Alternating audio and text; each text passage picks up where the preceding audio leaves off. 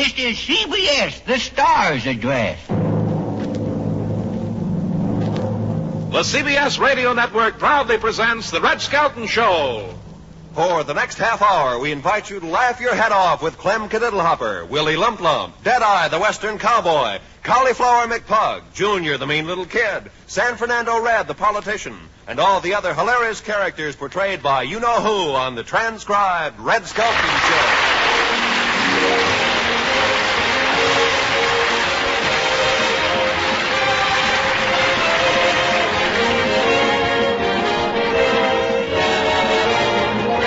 With Red Skelton, Dave Rose, and his orchestra, Lorene Tuttle, Pat McGeehan, and Dick Ryan will be me, Rod O'Connor.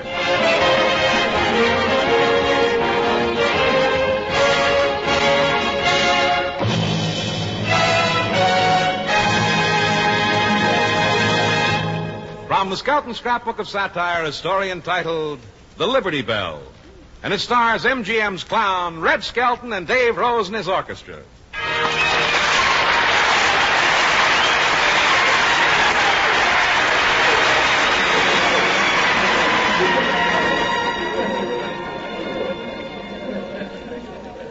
Skelton, you know it's sure nice of you to help entertain at our Liberty Bell dedication. I know how busy you are. Oh, yeah. I'm busier than a horse without a tail during fly time.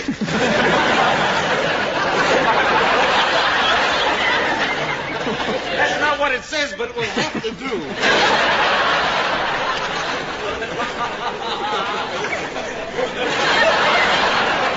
Well, tell me, what are you going to do at our new Liberty Bell dedication today? Well, what's this? I say, what are you going to do at our new Liberty Bell dedication today? Well, as soon as I find it here, I'll tell you.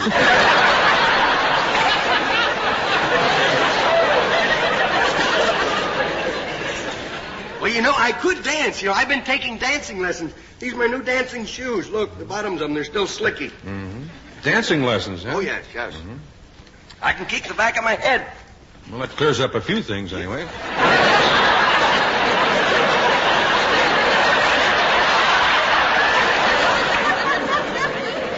Hey, gee, it looks like a nice crowd showed up for the unveiling of our town's new Liberty Bell. Yeah. Say, did any of those local commies show up? Local commies? Yeah, you know, pinks and minks. Oh. I told them that wouldn't get any. Oh, Mr. O'Connor. Tiny Tim has got to go. Well, you see, the committee has been looking all over you. Did you find any entertainment? Oh, yes, indeed. A very clever fellow. One of the best comedians in America. Well, it's nice of you to come. You're a much younger man than I had pictured, Mr. Benny.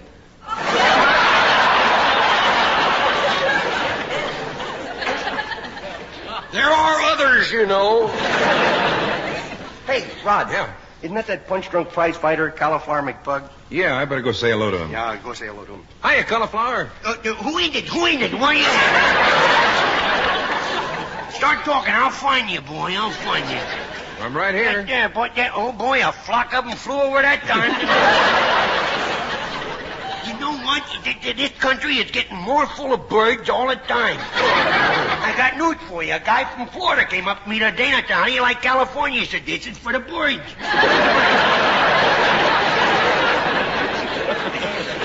Hey, I can't stand around here and gab with you. I see that they're already ringing the Liberty Bell. They've started the celebrating already. Look, the bell isn't ringing yet. Oh, it's not, huh? No. Oh, well, why are those pigeons flying out of the belfry then? Say, you know what? What? I'd like to stick around and talk to you a little bit longer, but I got to get inside the auditorium, you see. David Rhodes, my good friend. Yeah. That's Betty's husband, you know. Mm-hmm. That my good friend had dedicated a song to me. What's the name of it? By all things, by a queer coincidence. Yes? Bells and birds.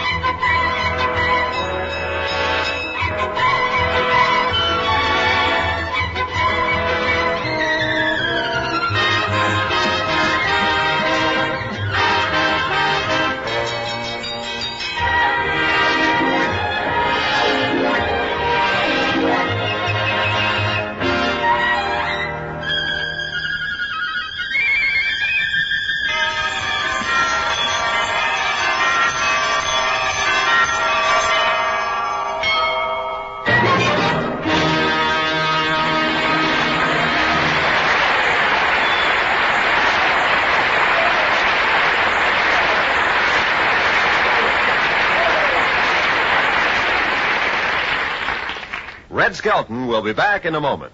In the meantime, this is Roy Rowan reminding you that your radio makes it possible for you to hear history as it happens.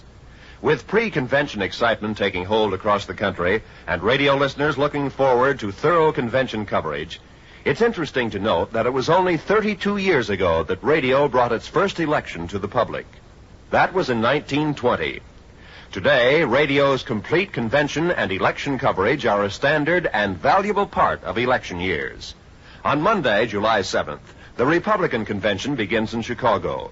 CBS Radio will bring you continuous coverage by the famous CBS Radio news staff, including Edward R. Murrow, Robert Trout, Lowell Thomas, Eric Severide, Larry Lasser, and many other outstanding reporters. Starting Monday, July 7th on CBS Radio, you will hear history as it happens at the Republican convention. And now, for tonight's convention of comedy, back to Red Skelton.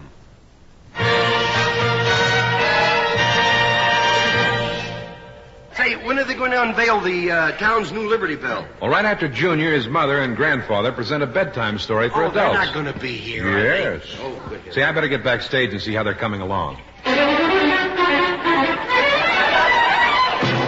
Now, stand up straight. I want to see how you look.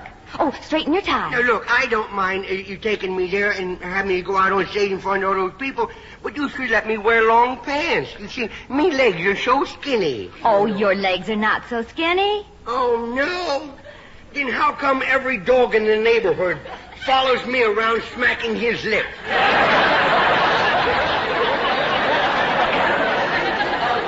The other day, one dog looked at my little legs and he says, yummy, yummy. Any day he will throw them away now. Stop talking silly. What do you mean? The other day a dog buried me 3 times. Are you ready to present your little play? Oh, yes. Are you ready, Mummy? Oh, dear? yes, dear, yes. Are you ready, dear Grandpa? Yes, sir. Oh, fine. Well, I'll introduce the play now. Oh, thank you, dear sir. Thank you. Gee, I must be winning Junior over. He didn't insult me. Oh, hey, yoo-hoo. Yes, Junior? Talk loud, you big fat bowl of blubber. Ladies and gentlemen, to carry on with our dedication of our new Liberty Bell, we'll bring to our stage Junior, who will tell a bedtime story for adults entitled The Bell Collector.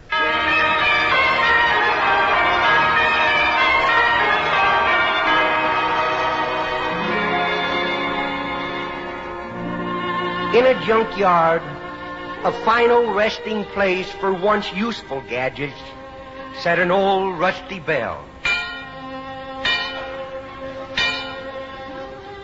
No one seemed to know why the people threw it away, or how could they ever forget how important it was.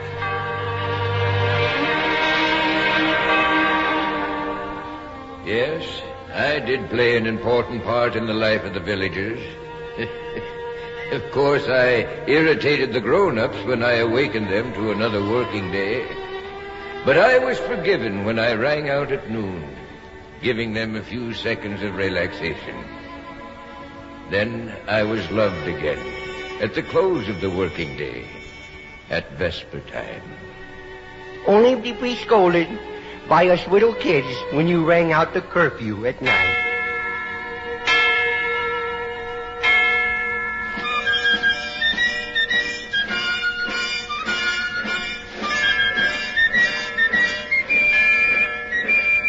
This old bell had rung out the sounds of many victories, of many wars.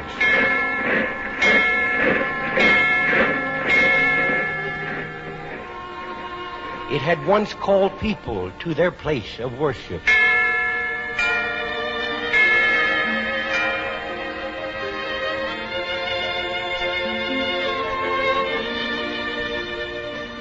It had warned the people of danger when a storm was approaching at sea. That ship out there must be warned. Sound the bell.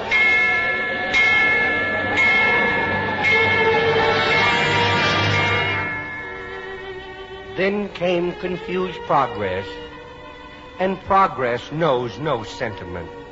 Yes, my warning sounds were replaced by the siren. And subversive elements do not call the people together by the sound of a bell. They have to sneak into their meeting cells. If they could silence every church bell, the chimes and the clock, soon the father of all bells, the Liberty Bell, would be cast into the limbo of the junkyard.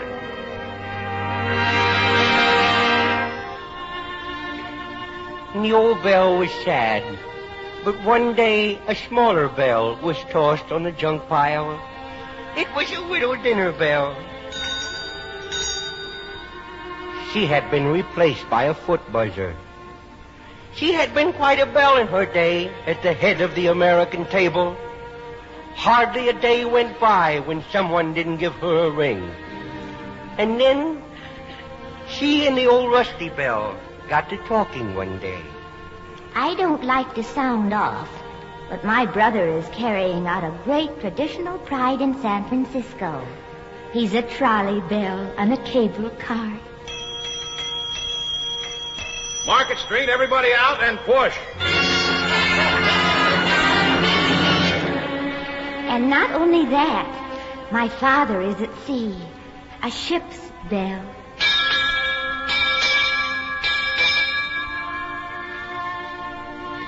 Soon the little bell became very unhappy, too. And the old rusty bell and the little bell, they cried.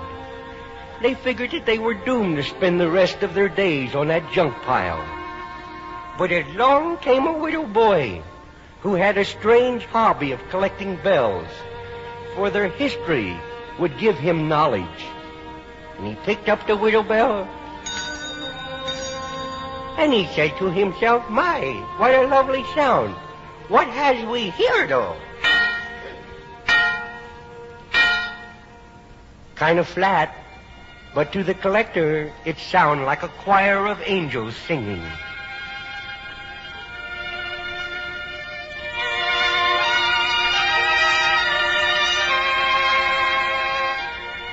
And then the widow boy, he spent a week sandblasting and polishing the neglected bells until they became dazzling bright like spiritual teachings. And then they were placed in a room with thousands of other little bells. There were fire bells, old train bells, yes, even a few Christmas bells, because they too had lost their importance.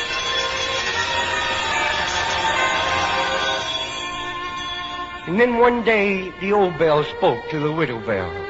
Little bell, I have become quite fond of you. Would you be mine? Of course, there's a slight difference in our age. About 75 years. Now isn't that silly? You know, bells are sort of like people. They only feel old if they're not wanted. But the old bell asked her to marry him, and she said,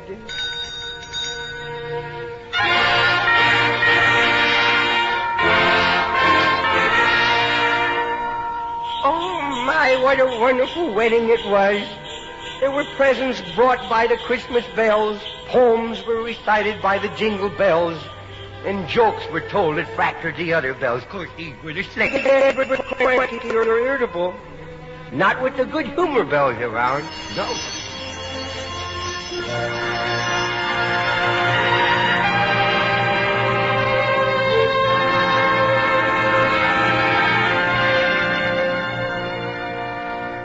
Then word got around about the bell, and even the collector was happy about it.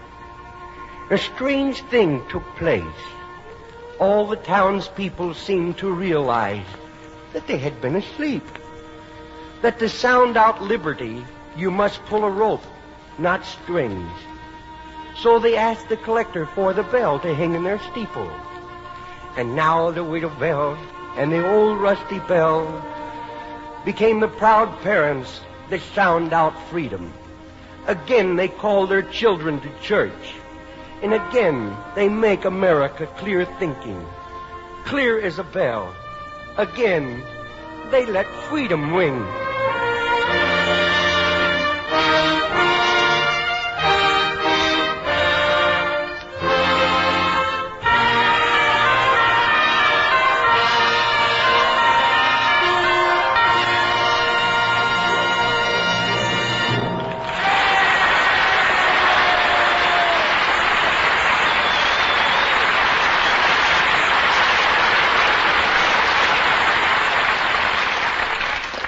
Thank you, Junior. And now to get on with the dedication of our Newtown Liberty Bell. There's with us a man who has faithfully seen to it that the flag that flies over our town hall was raised in the morning and taken in at sundown. So the committee felt it was only fitting that the honor of ringing the new Liberty Bell should go to Clem Cadiddlehopper. Well, here I am, boy. Do, do, do, do, do, do. Do, do, do, do, do.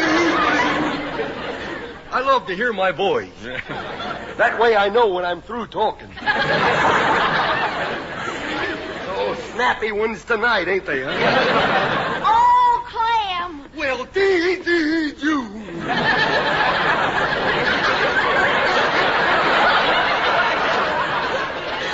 Clem, I'm so proud of you. You are really? What, you just come here directly from the glue factory? That's my new perfume you smell. Oh, is that what it is? What is it, Rabbit Hutch number 1? It's called Manhunt. Isn't it out of this world? Yeah, it smells like it's been dead for a long time. Oh, Clem, I'm so thrilled that they chose you to ring the Liberty Bell. Oh. I've just got to give you a great big cat. Here, unhand me, woman. Well, could I have my bubble gum back? That does it now. Now I've got to get my lips retreaded. Just like a vacuum cleaner. It's going to come in handy for the spring cleaning. All right, Clem, it's time to ring the Liberty Bell. Oh. Grab hold of the rope. Okie dokie, boy. Clem, put me down. Oh, I'm sorry. I thought you were a little hefty there. Well, let's get on with the ceremony. Yank on the rope and ring the Liberty Bell in the steeple. Okie doke. Here it goes.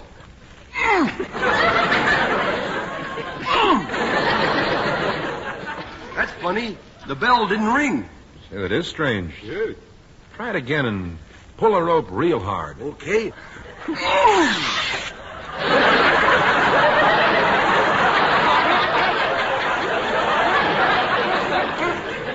It's tight pants I'm wearing. Yeah. That's the last time I wear underwear made out of salt bags, boy.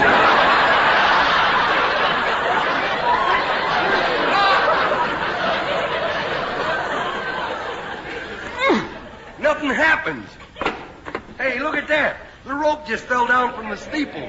That's funny. There's no bell on the other end of it. Hey, the Liberty Bell's gone. Somebody stole it. Yeah, like Junior said, some subversive forces who want to silence the bell and what it stands for. Look, Skelton, I'm going out to find that Liberty Bell, and while I'm gone, why don't you sing Foggy, Foggy Dew?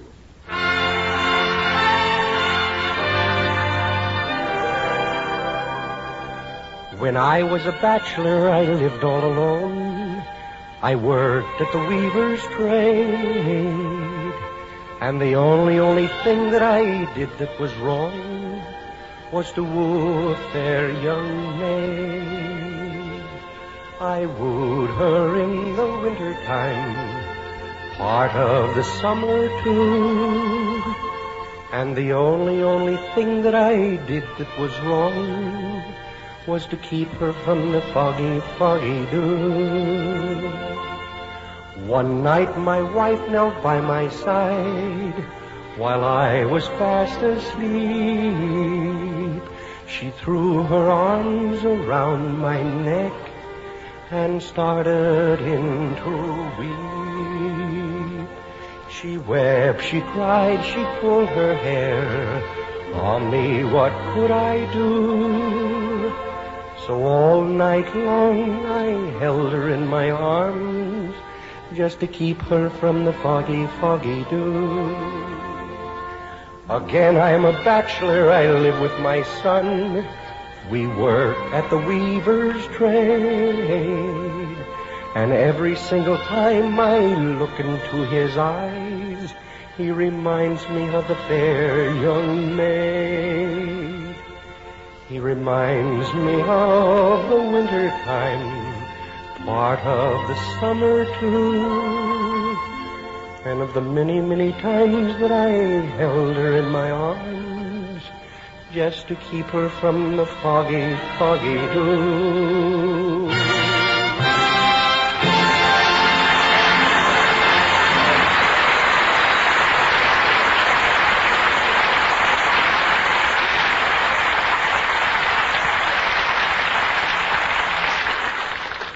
Red Skelton will be back in a moment.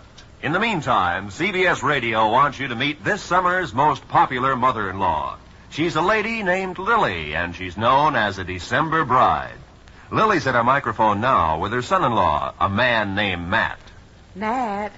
Yes, Lily? What does my favorite mother-in-law want? Well, I've been asked to say something, and I'm afraid to. Why? Why should you be afraid? Well, you know. Most people think mother-in-laws talk too much. I don't think so. Well, that's because you know me, but for others who don't... All right, Lily, I get your point. I'll do the talking for you. Good. I'll tell them that our new show, December Bride, starring Spring Byington. And Hal March and Doris Singleton. Yeah, we can all be heard every Sunday on CBS Radio. And we'd like all of you to be listening. And if you're listening, you'll be laughing at December Bride this Sunday on CBS Radio. Now, back to Red Skelton.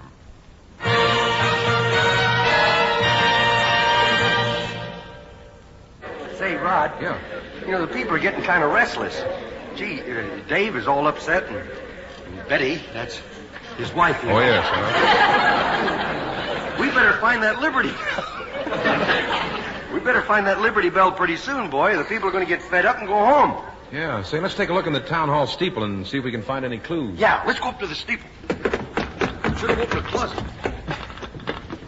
Look in the clues closet.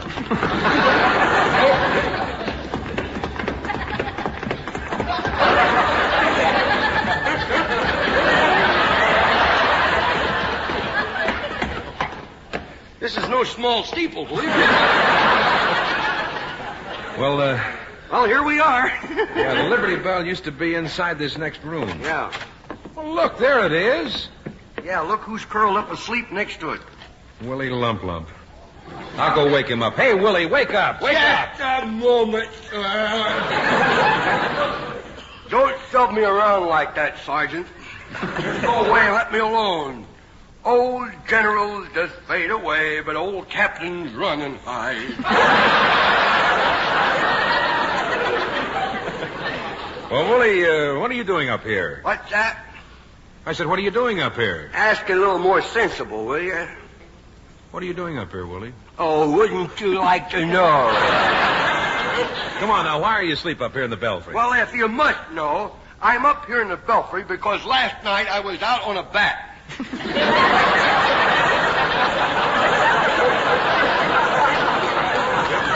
And this is where we all landed.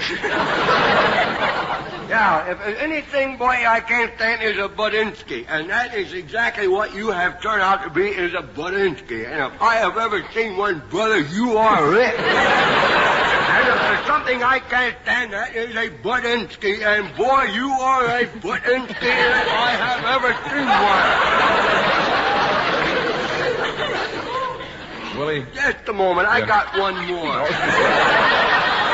You are a Budinsky. No. Willie, why didn't you go home last night? Budinskys may come and Budinskys may go, and I wish you would. Willie, why didn't you go home last night? Well, I can't sleep at home. You see, my wife's mouth is on a 24-hour shift. When she wakes, she talks. All she does is talk. When she's asleep, she talks.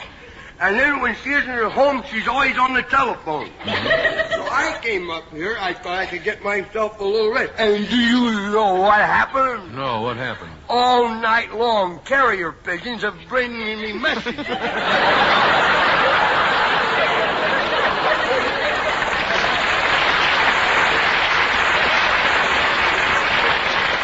I just discovered why the Liberty Bell didn't ring. The rope's been cut.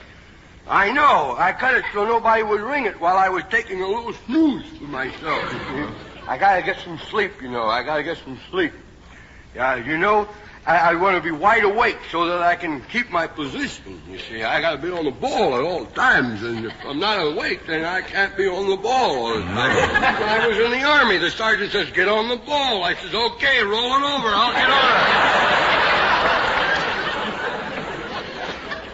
You want to stay awake so you can keep your position, huh? Yes. What position? Number one boy in the unemployment compensation line.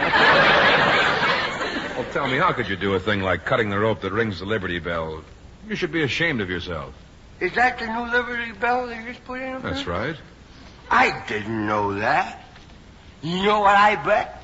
What? I'll bet there's a lot of people been cutting the rope on the Liberty Bell without even realizing what they were doing. You know what I'm going to do? No, what? I am going downstairs and apologize to these people. Well, Willie, don't go out that door. It leads to the roof. Willie!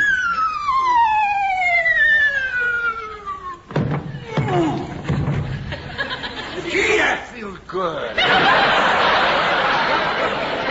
Hey, Willie, are you all right? Yeah, but what's that curb, boy? It's pretty steep.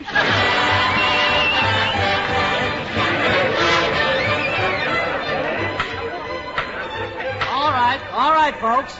Now that the Liberty Bell's fixed up again, Clem Cadiddlehopper will now pull the rope and ring it for us. Well, go ahead, Clem. Let her ring. Okay. Gee, can you imagine that, Red? Willie nearly wrecked our ceremony by cutting the rope on the Liberty Bell just so he could fall asleep. Well, you know, Willie's not the only one at fault. We're all to blame. And if all of us freedom-loving people don't pay more attention to what the Liberty Bell stands for, the day may come when another bell will be tolling the death of our way of life. Too many of us are like Willie Lump Lump.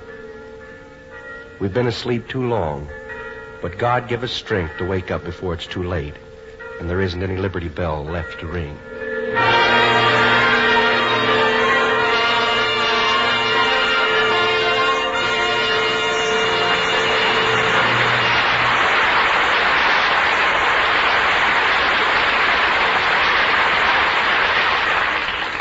You've been listening to the Red Skelton Show. Remember that every single historic moment of the 1952 political conventions will be brought to you by CBS Radio's crack corps of correspondents. Starting Monday, July 7th, at the Republican Convention in Chicago, you'll hear history as it happens, and it will happen on your radio. Remember that Spring Byington, as the hilarious mother-in-law of December Bride, makes comedy history on CBS Radio every Sunday this summer. Wherever you go, you can enjoy America's greatest traveling show by making sure a radio goes with you. 'Cause every day is Fun Day on CBS Radio.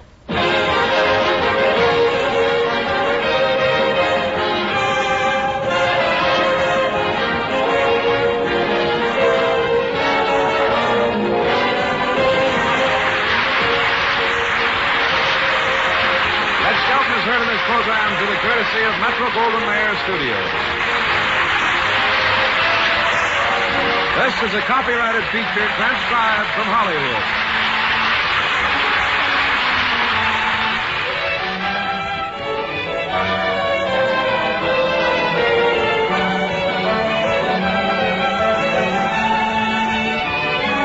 This is the CBS Radio Network.